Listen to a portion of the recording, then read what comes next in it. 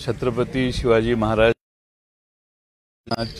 या किल्ल्याच्या पहिल्या पायरीचं दर्शन घेऊन महाराष्ट्रात रयतेचं राज्य आणण्यासाठी निर्धारपूर्वक आम्ही शिवस्वराज्य यात्रेची आज सुरुवात करतोय।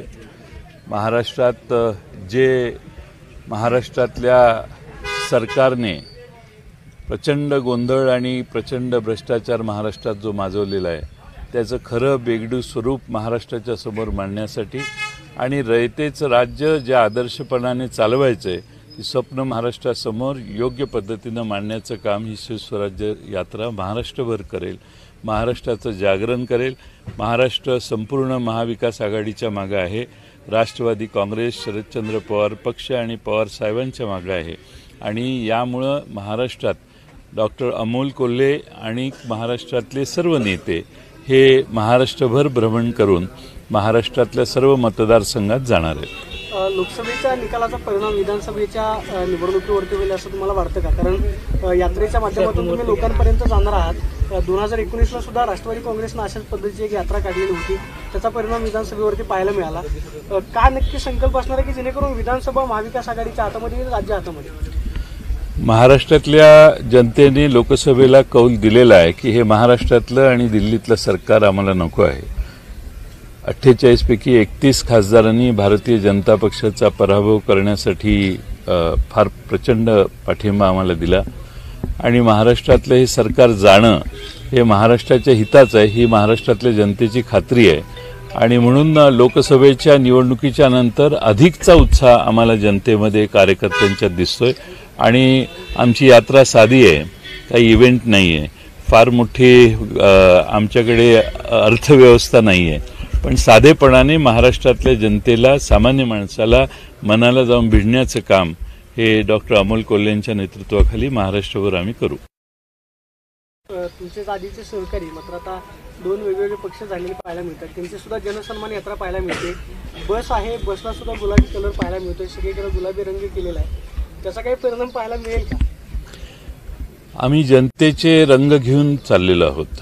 जनतेच्या मनातला, जनतेच्या विश्वासाचा जो रंग आहे त्याच्यात वैविध्य आहे, त्याच्यात मोनोटोनसपणा नाही आहे आणि जनतेची दुःख, जनतेचा आनंद, जनतेत समरूप होणारी आमची यात्रा आहे।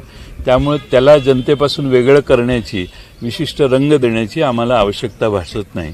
आम्ही जनतेचेच आहोत, जनता आमच्या मागे आहे, जनता आमच्या बरोबर आहे आणि म्हणून आमची साधी यात्रा महाराष्ट्रात शेवटपर्यंत सामान्य माणसाच्या मनाला स्पर्श करून जाईल। 2 दिवसांपूर्वी उद्धव ठाकरे दिल्लीमध्ये गेलेले होते, अशी चर्चा आहे की महाविकास आघाडीचा मुख्यमंत्री पदाचा चेहरा म्हणून उद्धव ठाकरे यांच्या नावावरती चर्चा झाल्याची माहिती मिळते।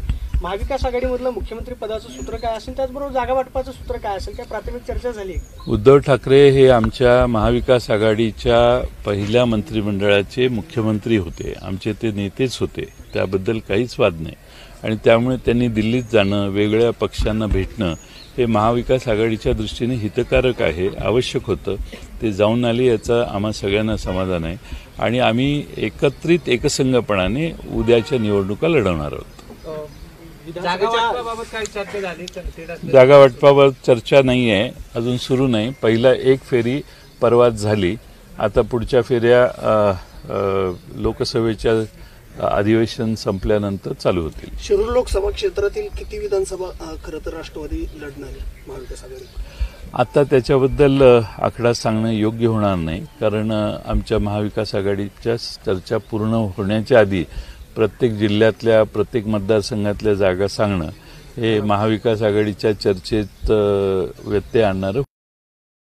पुन्हा राष्ट्रवादी शरद पवार गटातील अशी सुद्धा चर्चा यात असं मी ऐकलेलं आहे, म्हणजे येणार आहेत, मला भेटलेलं नाही, त्यामुळे माझा काही संपर्क नाही। जर येणार असतील तर पक्षात घेतलं जाणार का पुन्हा? अशा जर तरच्या प्रश्नाला छत्रपतींच्या किल्ल्याच्या या पहिल्या पायरीवर उभं राहून उत्तर देणं हे मला योग्य वाटत नाही। वेळेला पवार साहेबांचं त्यांनी स्वागत केलं होतं, ते म्हणजे मी आमदार असल्यामुळे केलं, तुमचं स्वागत केलं त्यांनी? अजून तरी नाही, तुम्ही तुमच्या डोळ्या देखत जे काय होईल ते आहे। आमचं हे आहे, मी काय कोणाला खाजगीत भेटत नाही आहे या दौऱ्यात, त्यामुळे अजून तरी नाही आहे आणि मला वाटतं की आम्ही राष्ट्रवादी काँग्रेस पक्ष, शरदचंद्र पवार पक्षाच्या कार्यकर्त्यांचा हा मेळावा बोलवलेला आहे. आमचे मित्रपक्षही काही प्रमाणात त्यात सहभागी झाले तर त्यांचं स्वागत आहे. पण जे आमच्या बरोबर नाही आहेत ते यात येतील अशी अपेक्षाही आमची नाही. शिवस्वराज्याची यात्रा आणि आत्ताची यात्रा काय फरक वाटतो, बदल काय वाटतात? शिवस्वराज्य यात्रेची दुसरं पर्व जे आहे त्याच्यामध्ये महाराष्ट्रातल्या जनतेचा पाठिंबा लोकसभेत जो व्यक्त झाला आहे त्याचा आत्मविश्वास आहे. महाराष्ट्रातली सत्ता आमची येणार आहे याबाबत सर्वच महाराष्ट्राला जो विश्वास निर्माण झाला आहे तो विश्वास आज आमच्याबरोबर आहे.